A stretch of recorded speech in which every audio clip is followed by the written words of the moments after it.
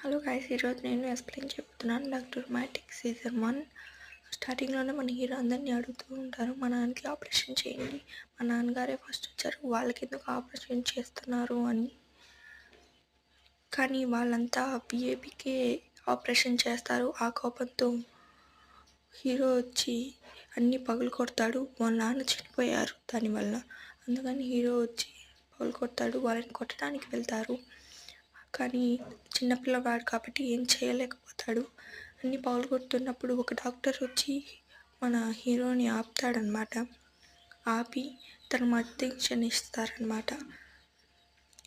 అప్పుడు మళ్ళా తను హీరో లేచినప్పుడు కుట్లేస్తూ ఇలా చెప్తాడనమాట, నువ్వు మారకపోతే ఏది మారదు, నువ్వే గ్రేట్గా ఉండి విలన్ చేయాలి అని.